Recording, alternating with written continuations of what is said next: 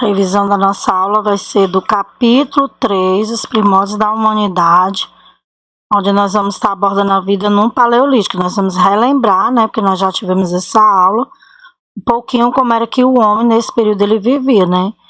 A pré-história é o período mais antigo e mais longo do passado da humanidade, né, e durante esse longo período que se deu a humanização, quer dizer que houve um lento processo de transformação, né, dos hominídeos, que conduziu até o homem atual, tá certo? Lá na nossa história, a história da humanidade, quando ela começou na África, aconteceram algumas alterações climáticas, né, ao longo dos tempos. Aí nós vamos ver que o homem nesse período, do Paleolítico, né, conhecendo um pouco mais aí sobre esse período, eles conseguiram fazer a descoberta do fogo, né, que foram as primeiras grandes conquistas dele. Por que o fogo foi importante? Porque tanto ajudava eles a se aquecer dos frios, né, e quanto eles passaram também a perceber que poderiam deixar de comer alimentos crus para cozinhar os seus próprios alimentos, tá certo? Aí eles começaram também a construir os seus instrumentos, né, com pedras, tá certo? Eles começavam a se deslocar de um lado para o outro, porque ali lhe faltava alimento. Por isso que nós chamamos que o homem no Paleolítico ele era nômade, porque ele não tinha moradia fixa. Aí vocês estão vendo aí, através da imagem, o domínio do fogo, né? Que proporcionou eles vantagem, que além de se aquecer nas cavernas, de cozinhar os alimentos. E também de fabricar os alimentos, né? Aí o fogo favoreceu ainda o surgimento de um sentido comunitário, que seriam os grupos, né? Da criação de linguagem. E esse homem no Paleolítico, pessoal, eles viviam de quê? Viviam da caça, viviam da pesca, da colheita de frutos, tá certo? Durante o Paleolítico, os grupos humanos praticavam uma economia bem recoletora. Isso é o quê? Eles recolhiam da natureza, tá certo? Para a sua sobrevivência, vegetais, raízes de plantas, também eles caçavam, eles pescavam. Então a sobrevivência deles vinha totalmente da natureza. Eles viviam também nas grutas, nas cavernas, né? Que mais tarde foi que eles passaram a viver em cabanas, tá certo? Nós estamos falando aqui sobre o Paleolítico, né? Como era que o homem vivia nesse período do Paleolítico, que os mais antigos hominídeos, eles não tinham residência fixa, como eu já falei, porque eles se deslocavam de um acampamento para outro, né? De acordo com o momento da sua sobrevivência. Aí no final do Paleolítico ele sai da África e começa a povoar outros continentes. Aí vem a evolução dele desde o Paleolítico, né?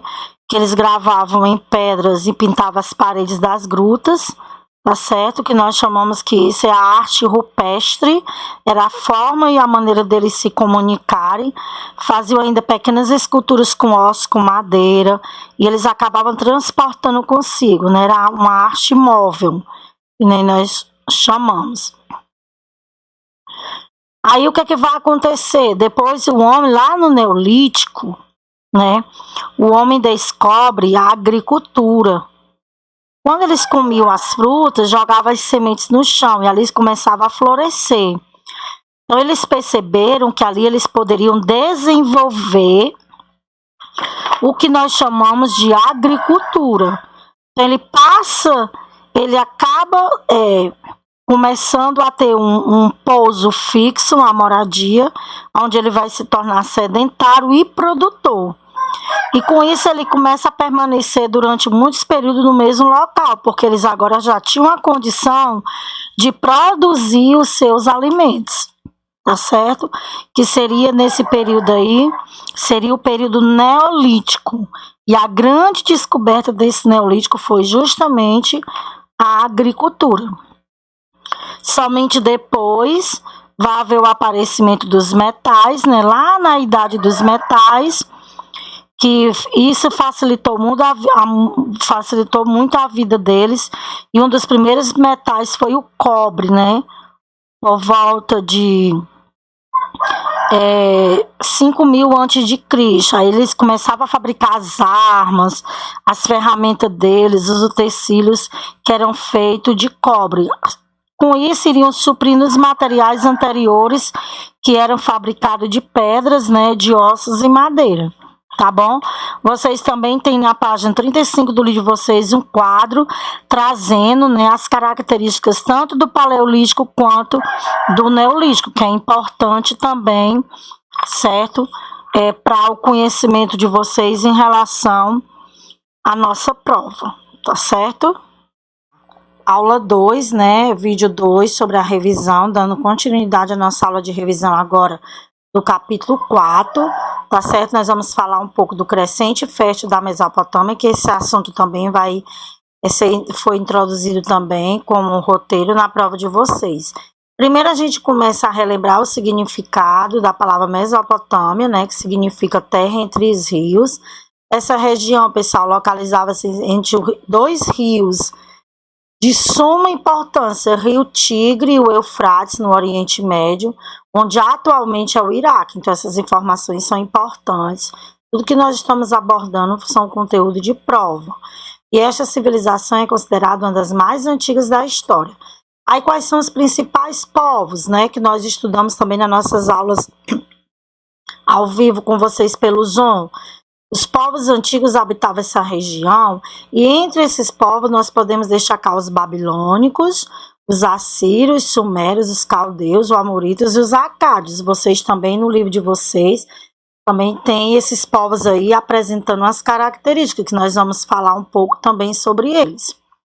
Quais seriam as vantagens dessa região? Vale dizer que os povos da antiguidade buscavam regiões férteis, né, próximas ao rio, para desenvolver suas comunidades. Dentro dessas perspectivas, a região da Mesopotâmia era uma excelente opção, pois garantia à população que água para o consumo, os rios para a pesca e a vida de transporte pelos rios. Outro benefício oferecido pelos rios eram as cheias, que fertilizavam as margens, garantindo um ótimo local para a agricultura. Então a gente percebe e tanto o rio Tigre quanto o Eufrates era muito importante para essas civilizações. Nós vamos abordar aqui as características dos sumérios. Eles se destacaram na construção de um complexo, né, de um sistema de controle das águas dos rios, construíram canais de irrigação, barragens, diques. Eles armazenavam essa água, né, que era de fundamental importância para a sobrevivência dele. Além disso, os sumérios, né, eles eram excelentes arquitetos e construtores, desenvolveram os zigurates, que eram construções que eram feitas em formato de pirâmides e serviam como locais de armazenar produtos, né, agrícolas, também como templos religiosos. E com isso também eles construíram várias cidades como U, Nippur, Lagash e Eridu. Essa é uma das características também dos sumérios, além, né, da escrita cuneiforme, que foi também desenvolvida por eles, tá certo? Os babilônicos construíram suas cidades nas margens do rio Eufrates, foram responsáveis por um dos primeiros códigos de leis, né, que é conhecido como Código de Hammurabi, que se baseava nas leis de Talião, que era o olho por olho, dente por dente. Hammurabi ele foi o primeiro legislador que desenvolveu um conjunto de leis para poder organizar e controlar a sociedade.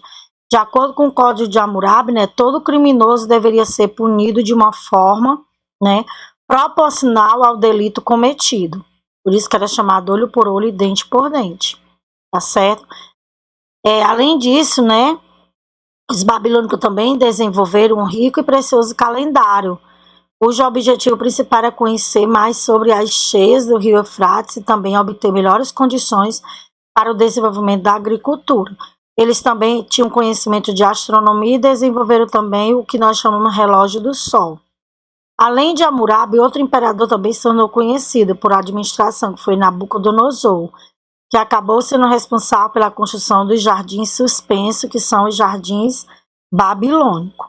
Tá? E são algumas características aí dos babilônicos. Aí vem agora os assírios.